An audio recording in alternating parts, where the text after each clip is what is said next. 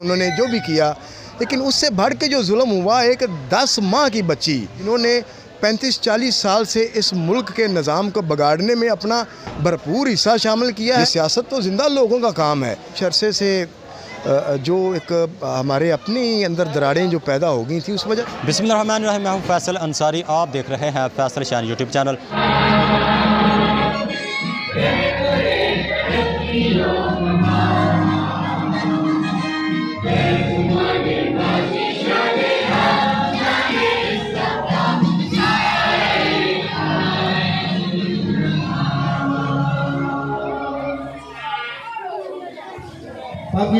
मेरे साहब अतीक और रहमान एडवोकेट साहब मौजूद हैं। इनसे 14 अगस्त के बारे में और पॉलिटिशियन जो इस वक्त पाकिस्तान के अंदर मंजर आपको देखने को मिलता है, उनके हवाले से इनसे बातचीत करते हैं। जी अस्सलाम वालेकुम।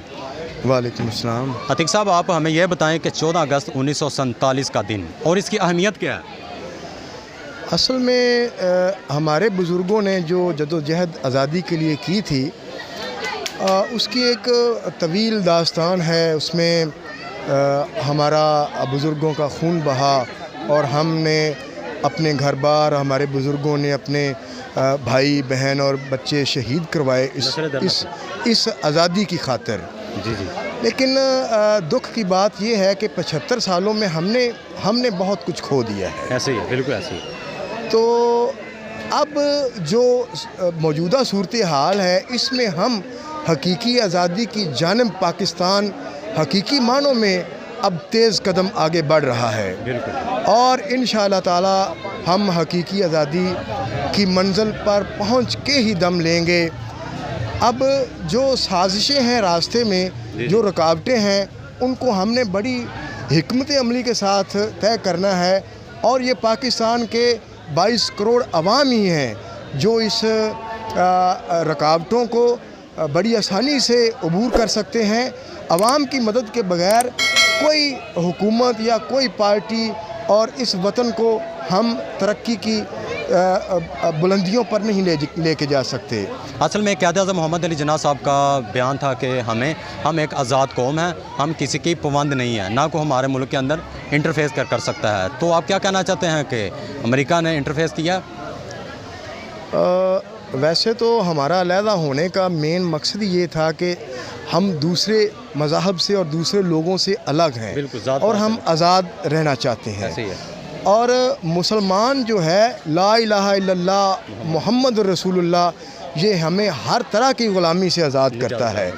ये अमेरिका हो, अमेरिका से बड़ी बड़ी अम्पायर्स जब मुसलमानों के मुकाबले में खड़ी हुई थी, तो उस वक़्त भी मुसलमानों ने मुकाबला किया था। ये अमेरिका उस लिहाज से आज बहुत कमज़ोर है। उस वक़्त तो बहुत बड़ी बड़ी अम्पायर्स सामने खड़ी हो गई थी।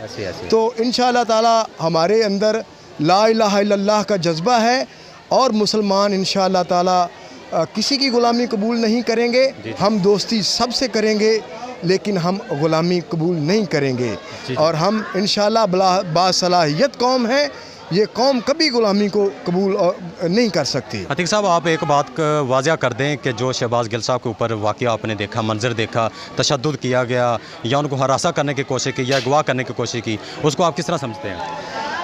देखें, ये एक सियासी अरेस्ट हुई है और बड़े शहबाज गिल तो चले ये सियासी हम कह लेते हैं, उन्होंने जो भी किया, लेकिन उससे बढ़ के जो जुल्म हुआ, एक 10 माह की बच्ची जो शहबाज गिल के ड्राइवर की बच्ची थी, वो दुनिया की कम उम्र तरीन जो सियासी जो कैदी बन गई है। ये हमारे लिए कोई फ़ख्र की बात नहीं है। अब दरअसल मसला ये है कि ये जो रूलिंग एलीट थी, जिन्होंने 35-40 साल से इस मुल्क के निज़ाम को बिगाड़ने में अपना भरपूर हिस्सा शामिल किया है, वो अब हिचकियाँ ले रहा है वो निज़ाम। और इंशाअल्लाह ताला अवाम के अज़म और हौसला कभी पस्त नहीं होगा। चाहे ये हमारे बच्चों को मारें, उनको सियासी कैदी बनाएं, हमारे लीडरान को बनाएं, हम पाकिस्तान के लिए हाज़िर हैं। हमारे बुज़ुर्गों ने कुर्बानियाँ दी हैं, अब हम डरने वाले नहीं हैं। इंशाअल्लाह ताला हम इमरान ख़ान के साथ शाना बशाना खड़े होके इस मुल्क को अजीम तर बनाएंगे। इमरान ख़ान साहब का मिशन और इलेक्शन, इसकी क्या डेट आपको नज़र आ रही है? देखें जी, डेट तो मैं एग्जैक्ट नहीं बता सकता, लेकिन इंशाअल्लाह ताला हालात ऐसे हो गए हैं कि अब इलेक्शन नागुज़ीर हो चुके हैं और ये जो इम्पोर्टेड हुकूमत है इसको इलेक्शन की तरफ जाना ही पड़ेगा, बिल्कुल बहरहाल जाना पड़ेगा। ये अब अवाम का जो है वो मुतालबा है कि जल्द अज जल्द इलेक्शन हों और जिसको अवाम हुकूमत में लेकर आएँ वो इस मुल्क की बागडोर संभाले। और ये वो लोग हैं, मैं ये बात वाज़ह कर देना चाहता हूँ कि ये जो इस वक्त वफाक के अंदर हुकूमत में बैठे हुए लोग हैं, ये गिनती के लोग हैं और इस मुल्क का खाना ख़राब करने के लिए ये सब कुछ ज़िम्मेदार हैं। ये दरअसल ख़ानदान हैं जिन्होंने इस मुल्क का बेड़ा बिठा दिया है और अब फिर ये कहते हैं कि हमें फिर मुसल्लत कर दो, हम मज़ीद जो रही कई कसर है वो भी निकाल दें। तो ये मुमकिन नहीं रहा। अब अवाम असल में शऊर हासिल कर चुकी है और ये जो बच्चा है ये चाहता है कि हमारा जो पाकिस्तान है इसमें अदल का निज़ाम कायम हो और उसके लिए ज़रूरी है कि हकीकी मानों में अवाम की मुंतखब करदा हुकूमत ऐवानों तक जाए। वही अवाम के जो मसाइल है वही हल कर सकती है।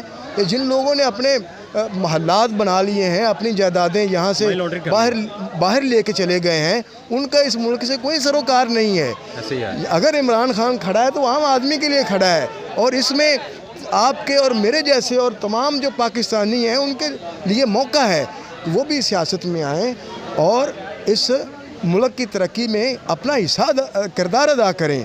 और इससे पहले तो ये होता था कि ख़ानदानों की ये जैसे विरासत है ये मुल्क, तो अब इंशाअल्लाह ताला वो ये ख़त्म होने जा रहा है। मसाली गांव शाम की भटियां के अंदर आपके नज़रिए से एमपी एक खड़ा होना चाहिए, एक कैंडिडेट खड़ा होना चाहिए, एक ही बात होनी चाहिए? जी बिल्कुल। जैसे कि आपको मालूम है हमारा गांव शुरू से ही जो सियासत में अपनी कोशिश करता रहा है और माशाल्लाह हमारे मोहसिन और बुज़ुर्ग वज़ीर भट्टी साहब कौमी सतह की जो सियासत करते रहे हैं और एमएनए भी रहे हैं, तो हमारी वो रगों में वो खून शामिल तो है। ऐसे है। तो हम इंशाअल्लाह ताला अपनी कोशिश करेंगे, जारी रखेंगे, इसको सियासत को इबादत समझ के करेंगे और जो भी इस सियासत में अहलियत का हामिल होगा उस फ़र्द को हम आगे लेके आएंगे और इत्तेहाद और यकजहती के साथ जो है अपना किरदार अदा करते रहेंगे इंशाअल्लाह ताला। ये सियासत तो ज़िंदा लोगों का काम है। तो हम इंशाअल्लाह ताला हालात को देखते हुए अपने भाइयों से, अपने गांव के बुज़ुर्गों से मशवरा करके तो इंशाअल्लाह ताला सियासत तो करेंगे। एडवोकेट साहब आप वज़ाहत करें कि मसाली गाँव शाम की भटियां के अंदर तरक्याती काम होने वाले हैं?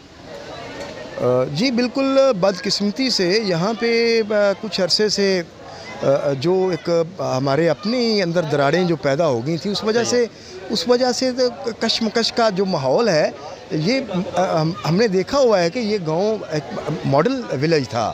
तो इसको इंशाअल्लाह ताला हम इस तरफ लेके जा रहे हैं। हम आपस में सोच बैठ के और हर बरादरी को, हर जो ज़ात बरादरी है उसको इकट्ठा करके हम इसको इंशाअल्लाह ताला फिर से मिसाली बुनियादों पे खड़ा करेंगे और आज सरे नौ तमाम चीज़ों को करेंगे।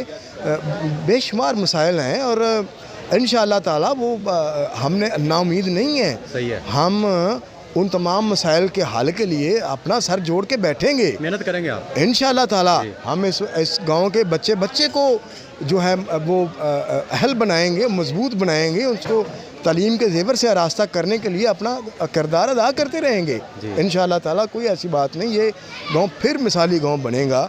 आप किसी को एमपीके आपको नज़र आ रहा है जिसको आप स्टार्ट करने जा रहे हैं?